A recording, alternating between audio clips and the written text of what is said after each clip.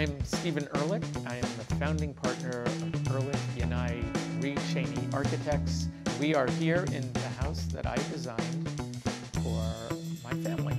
We're in Venice, California, which is truly a very busy, pedestrian, vibrant neighborhood. The beach less than a mile away, which has its own throb of energy, which is really fun and exciting.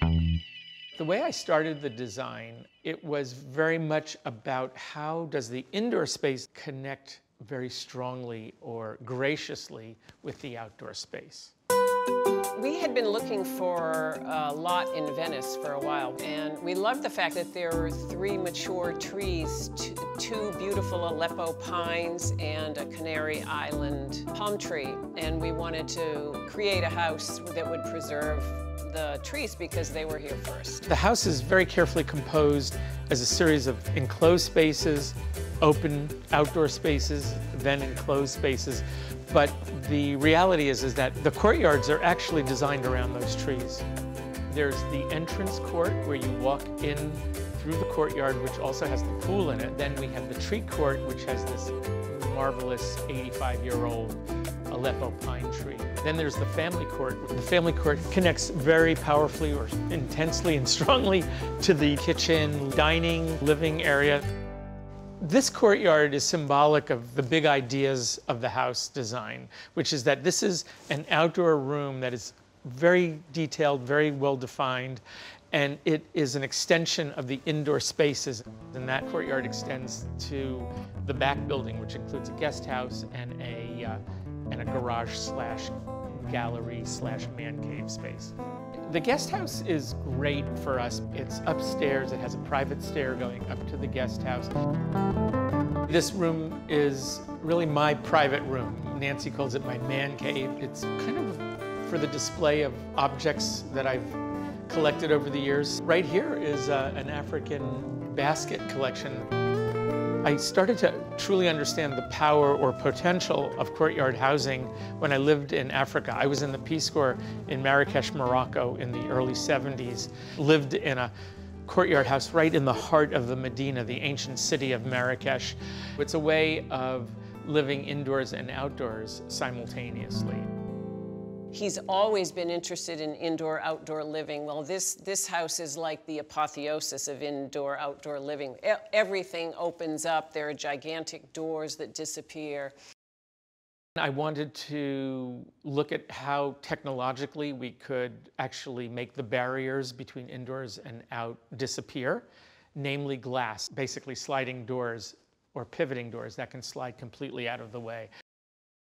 I loved the fact that he wanted to take all of his sort of essential ideas about what a home should be, what a house should be, and push them to the limit. There is an exoskeleton. It is a large armature for roll-down shades and roll horizontal shades that can help control the sun at different times, depending on the light, the heat, all those factors.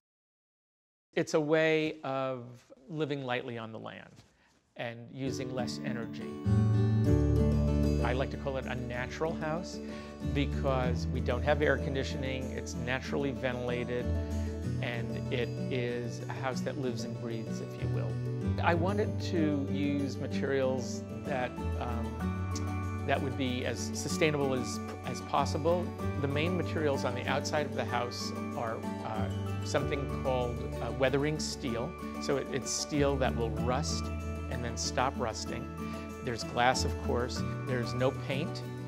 The white walls that you see or white ceilings are actually burnished plaster with wax over it. I'm very interested in seeing the hand of the craftsman. For example, there's no paint on this column. Notice this writing, right? It says Schrammick, that's the name of the contractor, Mark Schrammick, no paint. This plaster has no paint on it. It's that you see the trowel mark of the craftsman, and it's waxed. There's concrete block, which is a special blend of block that I developed with the concrete block company. It's made out of white cement and pumice, and it's bead blasted in the factory, so it's very textural. This is what you might call the living room, but it's obviously a fluid, open, loft-like space. I also love the flexibility of this space. It's approximately a 16-foot square opening. You saw the glass, it slides open and closed. Again, it's using high technology in the service of creating a very primal experience of just having this marvelous tree there. It's like a sculpture.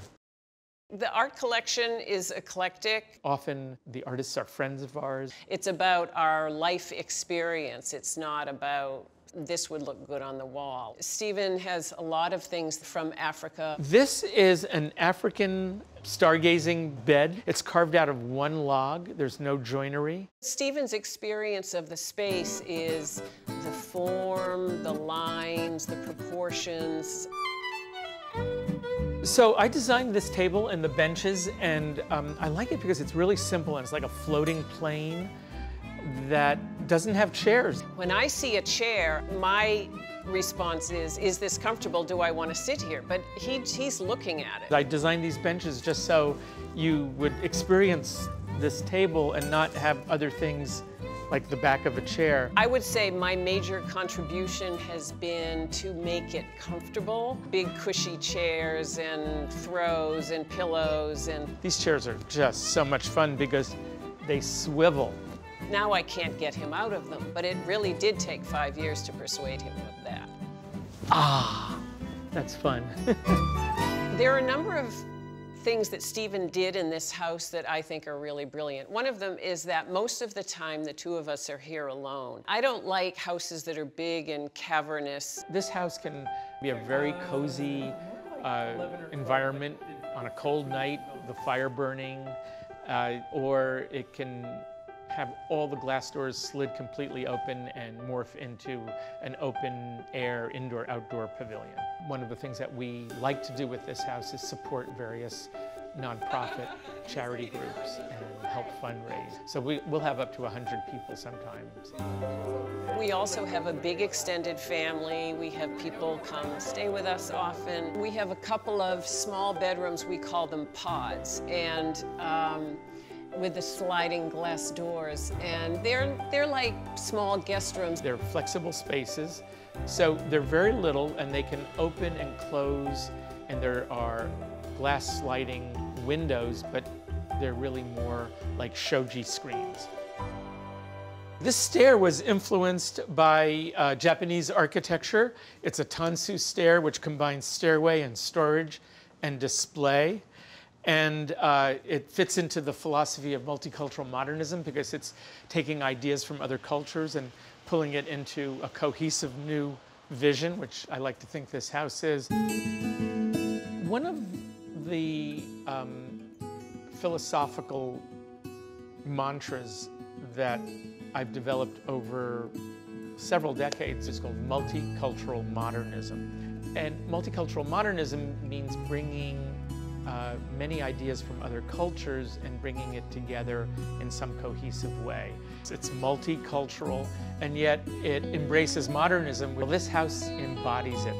So for example, we come up the tansu stair and then we slice across the space on this bridge. What I like about this bridge is it's a new way to explore the space, but you have to believe in technology. We're being held up by these cables walking on glass. So I love that juxtaposition, that counterpoint of something almost ancient and something maybe almost futuristic. We as architects, what we want to do is we want to expose what we do to a broader audience. House is a way of reaching out to many, many, many people, that this house will become known to other people and the philosophy will get to be understood. This place is like a crucible for Stephen's ideas. With himself as client, he could do whatever he wanted to. This house is very personal to me. It's, I guess, in some ways, a summation of many things I've been thinking about. I've expressed many of them. Connection to outdoors, connection with nature, urban oases, sustainable, low-impact living, and a place of quiet where you could replenish the soul. That's important to me too. Based on the recognition that the house has received from design award juries or from publications is some appreciation.